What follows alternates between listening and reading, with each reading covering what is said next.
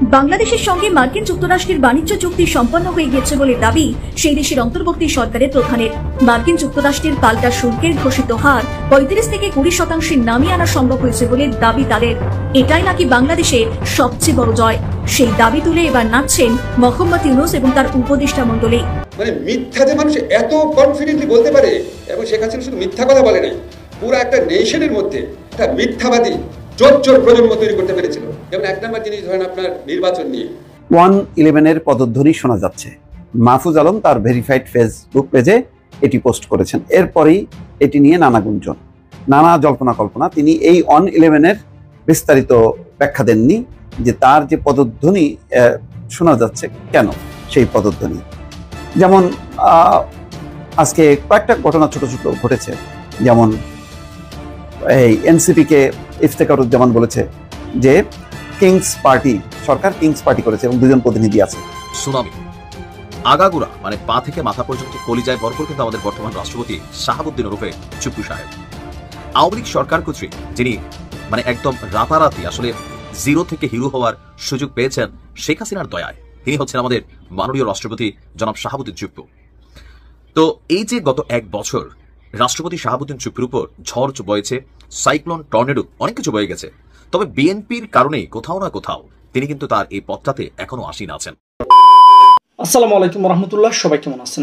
আশা করি সবাই অনেক অনেক ভালো এবং সুস্থ আছেন। সবাইকে স্বাগতম জানাচ্ছি আমাদের আরেকটি নতুন ভিডিওতে। প্রতিদিনের মতো আমি আপনার মাঝে সিরিয়াত ফারুকি। দর্শক, আজকের ভিডিও টাইটেল থাম্বনেল দেখে বুঝতে পেরেছেন দেশে যে রাজনৈতিক চলমান পরিস্থিতি চলতেছে তার এই ধারাবাহিকতায় আজকের ভিডিওটা আপনাদের মাঝে তুলে ধরার চেষ্টা করেছি। যেখানে আপনারা ভিডিওর শুরুতে বেশ কয়েকজনের বক্তব্য শুনেছেন এবং বেশ কয়েকটা প্রতিবেদন দেখেছেন, যে প্রতিবেদনগুলো দেখে বুঝতে পেরেছেন আজকের ভিডিওটা কতটা গুরুত্বপূর্ণ হতে চলেছে। আজকের ভিডিওটা মাধ্যমে যে দেশের যে রাজনৈতিক চলমান পরিস্থিতি চলতেছে সে সম্পর্কে আপনারা বেশ কিছু তথ্য জানতে পারবেন এবং দেশের যে রাজনৈতিক যে পরিস্থিতি চলতেছে সেটা সম্পর্কে অনেক বিষয় জানতে পারবেন। তো দর্শকের বিষয় নিয়ে আর বেশি বিস্তারিত না বলে আমরা সরাসরি মূল ভিডিওতে চলে যাচ্ছি।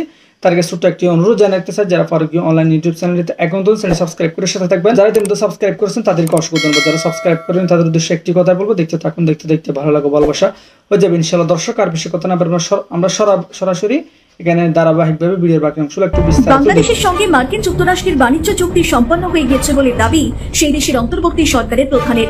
মার্কিন যুক্তরাষ্ট্রের পাল্টা শুল্কের ঘোষিত হার 35 থেকে 20% নামিয়ে আনা সম্ভব হয়েছে বলে দাবি তাদের। এটাই নাকি বাংলাদেশের সবচেয়ে বড় জয়। সেই দাবি তুলে এবার নাচছেন মোহাম্মদ ইউনূস এবং তার উপদেষ্টা মণ্ডলী। কিন্তু আদৌ কি এটা সত্যি? বাংলাদেশ কি অনেকটা সুবিধা পেল মার্কিন শুল্ক কমানোয়? যেখানে ভারতের শুল্ক 25%, সেখানে বাংলাদেশ পাচ্ছে 20%। আসলে বাংলাদেশের জন্য এখনো 35 থেকে 37% শুল্ক বা ট্যারিফ যুক্ত হবে আমেরিকায় রপ্তানি করা পণ্যের ওপর, যা এখনো ভারতের থেকে বেশি। অন্যদিকে বাংলাদেশের অন্তর্বর্তীকালীন সরকার মার্কিন যুক্তরাষ্ট্রের সঙ্গে একটি অপপ্রকাশযোগ্য চুক্তি বা নন ডিসক্লোজার এগ্রিমেন্ট করেছে, যেখানে এমন কিছু শর্ত রয়েছে যা বাংলাদেশের সার্বভৌমত্ব এবং নিরাপত্তা নিয়ে প্রশ্ন উঠবে। যদিও একটি অপ্রকাশযোগ্য চুক্তি, কিন্তু এই চুক্তির কিছুটা অংশ বাইরে ইতিমধ্যেই প্রকাশ হয়ে গেছে, জানিয়ে ইতিমধ্যে আলোচনা চলছে বহির্বিশ্বে। আলোচনার কেন্দ্রবিন্দুতে রয়েছে ওই চুক্তি। কেন সেটা অপ্রকাশযোগ্য? কি আছে সেই চুক্তিতে? বিভিন্ন সূত্রে জানা যাচ্ছে মোহাম্মদ ইউনূসের সরকার মার্কিন যুক্তরাষ্ট্রের সঙ্গে যে চুক্তি করেছে তাতে সম্পূর্ণরূপে বাদ যাবে চীন এবং রাশিয়া। এই অপ্রকাশযোগ্য চুক্তিতে পরিষ্কারভাবে বলা রয়েছে ভবিষ্যতে চীনের সঙ্গে কোনো প্রকার কোনো ধরনের চুক্তি করা যাবে না। একই শর্ত দেওয়া রয়েছে রাশিয়ার ক্ষেত্রেও। কিন্তু বাস্তব চিত্র হলো বর্তমানে বাংলাদেশের প্রতিরক্ষা সামগ্রীর 85% চীন থেকে আমদানি করা হয়। আবার বাংলাদেশ বায়ুসেনার ফাইটার জেট মিগ 29 রাশিয়ার আর বাকি চীনের। বাংলাদেশের প্রতিরক্ষা ব্যবস্থার সামান্য কিছু তুরস্কের। এখন প্রশ্ন হলো, মার্কিন যুক্তরাষ্ট্রের সঙ্গে এই গোপন চুক্তির পর যদি চীন বা রাশিয়া থেকে প্রতিরক্ষা সামগ্রী, বিশেষ করে ট্যাঙ্ক, যুদ্ধবিমান বা অন্যান্য কিছু আমদানি না করা হয়, তাহলে কার থেকে কিনতে হবে বাংলাদেশকে? নিশ্চয়ই সেটা আমেরিকা বা তাদের সহযোগী দেশগুলি থেকে। প্রশ্ন এখানেই। বর্তমান যে যুদ্ধাস্ত্র, যুদ্ধবিমান, সাবমেরিন বা যুদ্ধজাহাজ রয়েছে বাংলাদেশের, সেগুলি সবই তৈরি হয় চীনে, না হলে রাশিয়ার। ফলে গোপন চুক্তি অনুযায়ী যদি এবার থেকে চীন এবং রাশিয়ার সঙ্গে বাংলাদেশ কোনো ডিল না করে, তাহলে এই সমস্ত পুরনো যুদ্ধাস্ত্রের কি হবে? সেগুলি মেরামত বা উন্নতিকরণে কি হবে? এখানেই শেষ নয়। ওই চুক্তি অনুযায়ী বাংলাদেশ শুধুমাত্র মার্কিন যুক্তরাষ্ট্র থেকেই 20% বেশি তুলো বা সুতো আমদানি করবে। তেল বা গ্যাসের ক্ষেত্রেও তাই শর্ত। সব মিলিয়ে একটা বাণিজ্য চুক্তি সফল করার নামে মোহাম্মদ ইউনূস এবং তার সহযোগী খলিলুর রহমান কার্যত গোটা বাংলাদেশকেই মার্কিন যুক্তরাষ্ট্রের কাছে বিক্রি করে দিয়েছেন। ব্যুরো রিপোর্ট, নিউজ বর্তমান। ONE-11 পদধ্বনি শোনা যাচ্ছে। মাহফুজ আলম তার ভেরিফাইড ফেসবুক পেজে এটি পোস্ট করেছেন। এরপরেই এটি নিয়ে নানা গুঞ্জন, নানা জল্পনা কল্পনা। তিনি এই ONE-11 বিস্তারিত ব্যাখ্যা দেননি যে তার যে পদধ্বনি শোনা যাচ্ছে কেন সেই পদধ্বনি। যেমন আজকে কয়েকটা ঘটনা ছোট ছোট ঘটেছে। যেমন এই এনসিপিকে ইফতেখারুজ্জামান বলেছে যে কিংস পার্টি, সরকার কিংস পার্টি করেছে এবং দুজন প্রতিনিধি আছে, মাহফুজ আলমকে মেনশন করা হয়েছে। সালাউদ্দিন আহমেদ বিকাল পর্যন্ত 4টা-5টা পর্যন্ত বলেছেন যে বিএনপি জুলাই ঘোষণাপত্র অনুষ্ঠানে আমন্ত্রণ পায়নি, অথচ 8 জোড়া ট্রেন আসবে, ছাত্র জনতা আসবে। এরা কোন ছাত্র জনতা? এটা আমার একটা ছিল, মানে জানার ব্যাপার ছিল, আমি কোনো ব্যাখ্যা পাইনি। কারণ এখন তো সবাই যার যার ঘরে চলে গেছে। এখন সবাই মিলে যদি হতো তাহলে সর্বদলীয় একটা মিটিং ডাকা হতো, বলা হতো যে আপনারা সবাই আসেন এবং আপনারা অর্গানাইজ করেন, কারণ সরকারের তো কোনো দল নেই।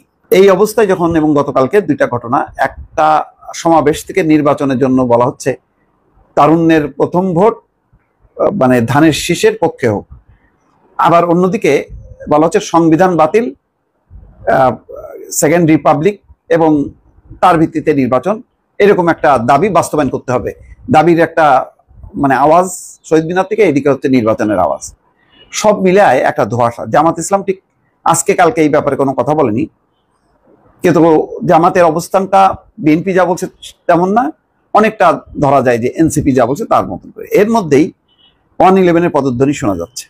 তার আমি এই পোস্টের একটা ব্যাখ্যা দেখলাম, এটা আমার খুব ভালো লেগেছে। এই আন্দোলনে যে সবার পার্টিসিপেশন, বাম ডান সবার, মানে শিল্পী সাহিত্যিক কবি সব শ্রেণী পেশার মানুষ, এটার একটা স্বীকৃতি মাহফুজ আলম তার পোস্টে দিয়েছেন। চমৎকার। কিন্তু এটার কিন্তু মানে ব্যাখ্যা পাওয়া যায়নি। 2007 সালে 11ই জানুয়ারি জরুরি অবস্থা জারি করা হয়, যা দেশের রাজনৈতিক ইতিহাসে ONE-11 নামে পরিচিত। তার আগে যে ধারাবাহিকভাবে রাজনৈতিক সহিংসতা চলছিল, তত্ত্বাবধায়ক সরকারের প্রধান কে হবেন, কে এম হাসান তো তিনি পদত্যাগী করলেন, হবেন না, তারপরে কে হবেন, এটা নিয়ে যখন নানান রকম অসন্তোষ চলছিল এবং মোটামুটি সহিংস পরিবেশ আওয়ামী লীগ এবং বিএনপির মধ্যে, তখন ONE-11 আসে। তো এই অবস্থায় ONE-11 তখন একটা বলা যায় যে একটা নির্বাচিত সরকার বা ধারাবাহিকভাবে যেই একটা সরকার ছিল, তত্ত্বাবধায়ক সরকার ছিল সংবিধান আলোকে, তাকে হটিয়ে দিয়ে বা সেটাকে ONE-11 রূপ দেওয়া হলো। সেখানে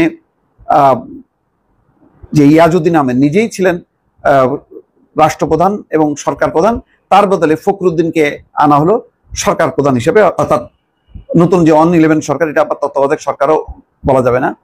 আর মঈনুদ্দিন আহমেদ সেনাপ্রধান তার সাপোর্টে চলেছে। তো সেই রকম একটা অবস্থা কিনা আমি জানি না। এখন কি ডক্টর মোহাম্মদ ইউনূসকে একটা তত্ত্বাবধায়ক সরকার গঠন করে দেবেন, দিয়ে তিনি কি পদত্যাগ করবেন? ওটাই কি ONE-11 নাকি কি হচ্ছে আসলে? নির্বাচনটা কে করবেন? এখন ডক্টর মোহাম্মদ ইউনূস কিভাবে করবেন সেটা একটা প্রশ্ন। আজকে ইফতেখারুজ্জামান বলেই দিচ্ছেন যে এটা এনসিপি হচ্ছে সরকারের কিংস পার্টি, তাদের 2জন প্রতিনিধি আছে, তাহলে তো আর নিরপেক্ষ হলো না, তাহলে কিভাবে হবে?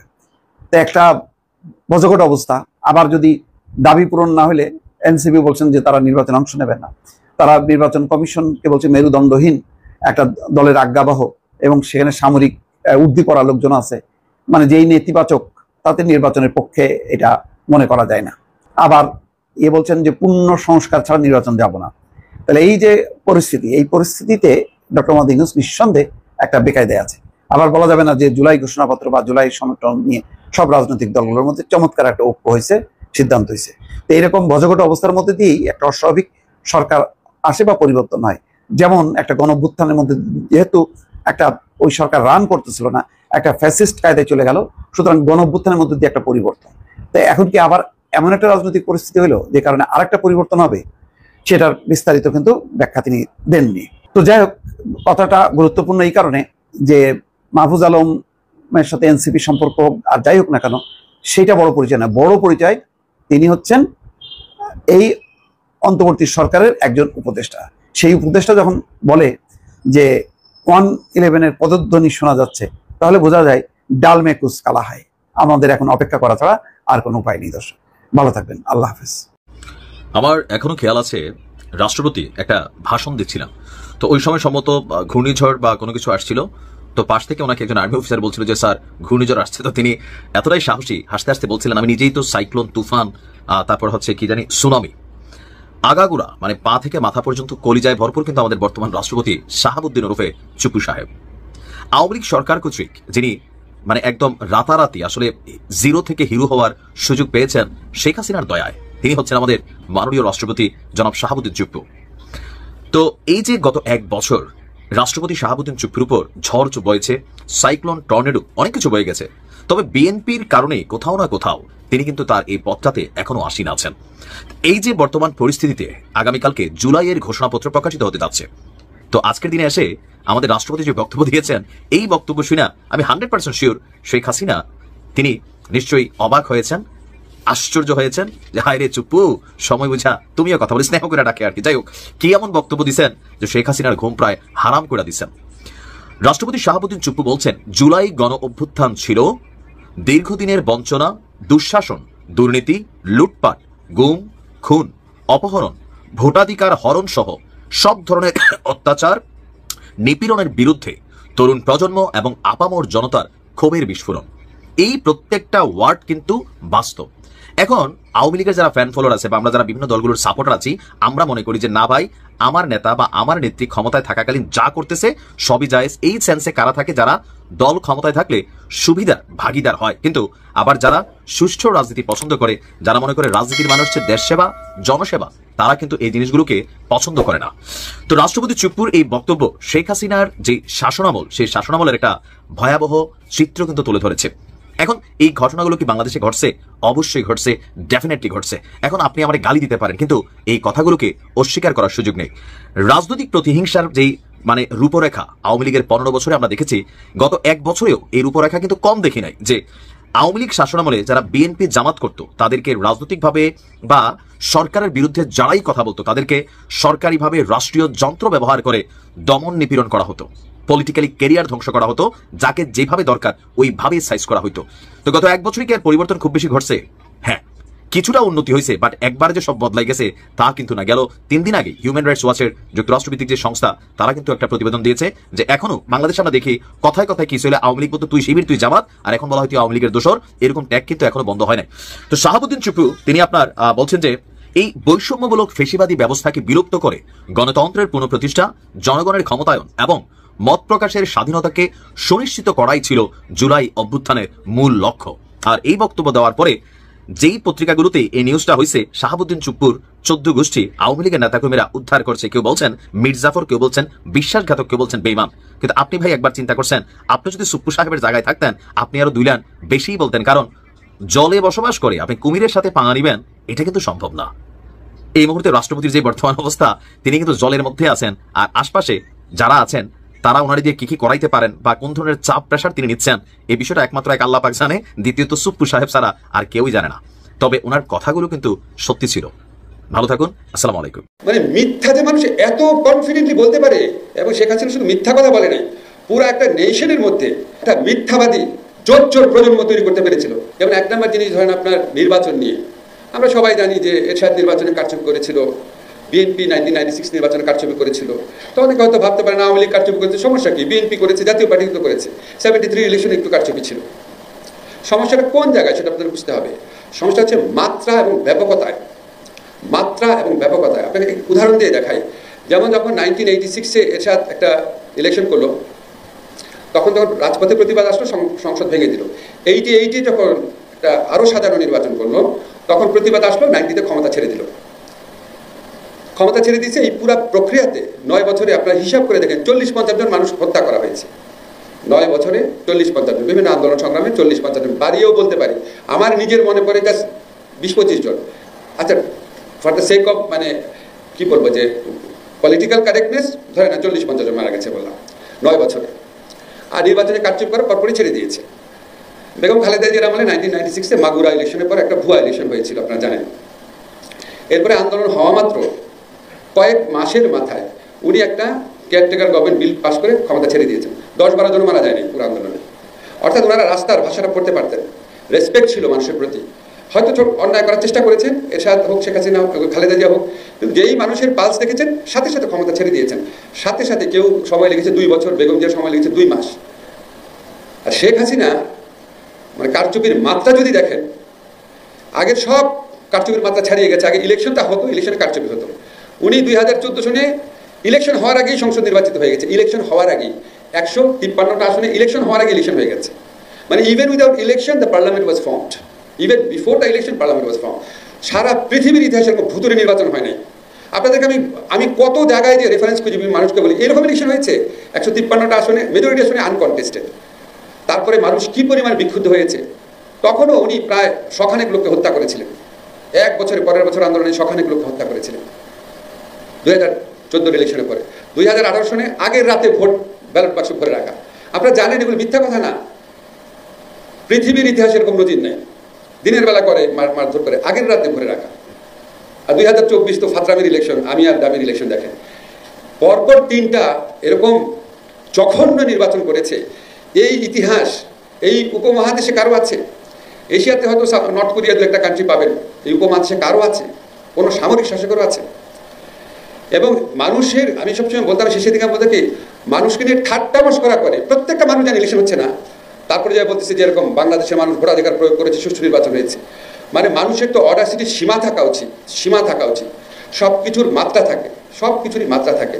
আপনারা সরকারি চাকরিবিধিতে দেখবেন ছোট অপরাধ হলে আপনারা ভৎসনা করেন, বড় অপরাধ হলে আপনারা চাকরিচ্যুত করেন, এমনকি মামলা করে জেলে দেন। সব কিছু মাত্রা থাকে না। ওনাটা ছিল নির্বাচনের ক্ষেত্রে সর্বোচ্চতম অপরাধ।